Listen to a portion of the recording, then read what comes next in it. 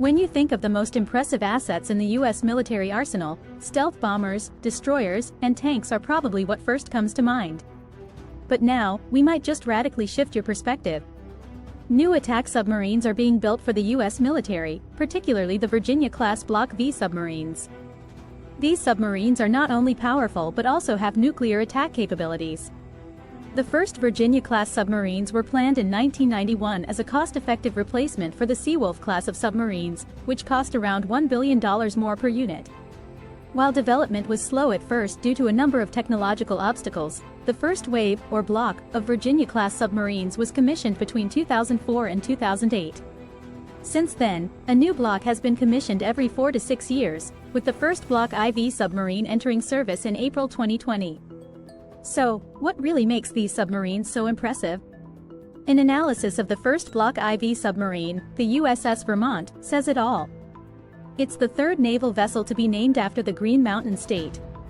The first Vermont was a 74-gun warship authorized by Congress way back in 1816, and the second Vermont was Battleship No. 20, commissioned in 1907. The new USS Vermont is the first of 10 planned Virginia-class Block IV submarines.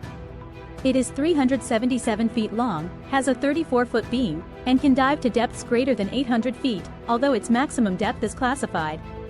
When submerged, it can operate at speeds in excess of 25 knots and has a displacement of 7,800 tons when fully loaded, with a 132-person crew. Additionally, like every Virginia-class submarine before it, the USS Vermont is powered by an advanced nuclear reactor. While these physical metrics don't make it the largest or fastest submarine in the world, it is by far the world's most technologically advanced nuclear attack submarine. This is due to its impressive onboard devices. For example, the submarine uses a unified modular mast rather than a collection of several masts. This is highly useful because a unified mast acts as an all-in-one tool for sensing the submarine's surroundings, navigating water bodies, communicating with home base, and detecting enemy communications and radar. It also has an advanced pump jet propulsor, which is superior to traditional bladed propellers because it reduces the risk of cavitation and is significantly quieter. These two features are topped off by an electronic ship control system, an advanced command and control system module, a strong auxiliary generator, a modernized integrated combat system to improve the submarine's warfare capabilities, an advanced electromagnetic silencing system to detect magnetic mines, and a 9-man lockout chamber that acts as a small detachable submarine to increase its enemy detection and communication abilities. The submarine also has an impressive sonar system.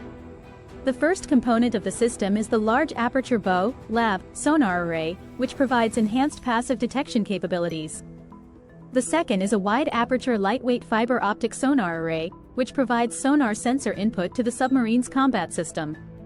The third is a pair of high-frequency active sonar systems mounted in the sail and bow, which enable safer operation in coastal waters, enhance under-ice navigation, and improve anti-submarine warfare performance. The fourth component is a low-cost conformal array high-frequency sonar, which provides high-frequency coverage above and behind the submarine. The final components are a TB-34 Fatline Tactical Towed Sonar Array and a TB-33 Thinline Long-Range Search Towed Sonar Array, both of which act as acoustic sensors to give the submarine ears in the area surrounding it. In short, this rather complicated sonar system is so effective that it can reportedly detect enemy ships as far as 3,000 miles away. Yet, all of this technology doesn't even include the submarine's heavy-hitting armaments, which consist of several Tomahawk cruise missiles and a number of Mark 48 advanced capability torpedoes. These torpedoes can be launched from one of 4 torpedo launch systems, and the missiles from either one of 12 vertical launch systems or one of 2 Virginia payload tubes.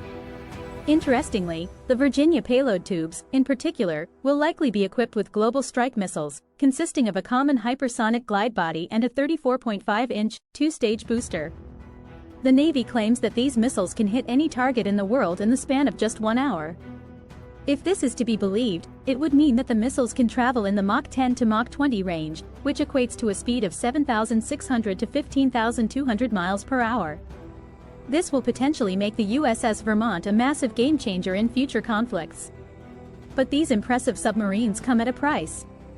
The new Block V submarines equipped with the Virginia payload module cost a hefty $3.4 billion per unit, and the future Block V submarines are projected to cost about $2.45 billion per unit, with the Virginia payload module being a large factor in this high price. The reason why it's so expensive is due to its sheer size and capability. Coming in at 84 feet and built into the hull, this massive module is comprised of 4 payload tubes that can store as many as 28 Tomahawk cruise missiles, adding up to a grand total of 40 cruise missiles when including the submarine's bow tubes. This is a massive upgrade to the submarine's firepower. These modules are meant to make the Virginia-class submarines an effective replacement for the SSGN guided missile submarines, which are slated to enter retirement. Thus, the importance of the Block V submarines and their Virginia payload modules cannot be understated. As Rear Admiral David Goggins put it, these submarines represent a generational leap in submarine capability for the Navy. These design changes will enable the fleet to maintain our nation's undersea dominance. However, these costs may soon be justified. This is because the U.S. Navy has big plans for the Virginia-class submarines. Unlike their predecessors, these submarines will not only be powered by nuclear energy but will also use nuclear energy in their weapons. Now, that's not to say other submarines before the Block V have not used nuclear weapons. For example, the U.S. government admitted to test launching 1 to 2 low-yield nuclear warheads from an Ohio-class submarine, the USS Tennessee, in 2018. Additionally, attaching nuclear weapons to seaborne vessels, be it a ship or submarine, is nothing new. In fact, about 22% of the United States nuclear arsenal is currently at sea. However, it is U.S. policy to neither confirm nor deny the presence of nuclear weapons aboard its vessels. But the U.S. plans for Block V go far beyond simple nuclear missiles. While it's likely that nuclear missiles will be on board future submarines, what is more impressive is that the Navy plans on attaching nuclear-powered lasers to them. While this may sound like something out of a Star Wars movie, it's closer to reality than one might think. We were even surprised because typically, lasers don't work well underwater. However, these lasers, which are expected to be about 300 to 500 kilowatts in strength, will come from a nuclear reactor that generates about 30 megawatts of power. With this high-energy laser being mounted on the unified mast system, the submarine's power source is not only more than sufficient but strong enough to ensure that the laser's beam won't dissipate underwater. This high-energy laser is effective because it's a useful replacement for torpedoes or missiles when fighting against swarms of smaller targets such as a group of enemy drones, speedboats, or anti-submarine helicopters. This laser weapon would give the submarine a big advantage in situations where missiles or torpedoes would be ineffective. With all this going on, it shouldn't come as much of a surprise that many countries outside of NATO have not been too fond of the recent test launches and weapon developments within the United States submarine programs. Russia has been the most outspoken critic of the program, yet even members of Congress were split over the issue. However, just like with any political clash, there are two sides to the story. The crux of the United States' argument for low-yield nuclear weapons has been based on their use as a defense mechanism. For example, John Rood, the Undersecretary of Defense for Policy, said that the deployment of low-yield nuclear warheads lowers the risk of nuclear war by helping dissuade Russia from initiating a limited nuclear conflict. This sentiment is echoed by General Hyten of the U.S. Army, who stated that the adversaries of the United States believe the deployment of a low-yield nuclear weapon would not be responded to by NATO or the United States. Therefore, he believes that the first role of that weapon would be to act as a deterrent. This reasoning makes sense to a point. After all, American adversaries such as Russia and China are known to have a stockpile of low-yield nuclear weapons.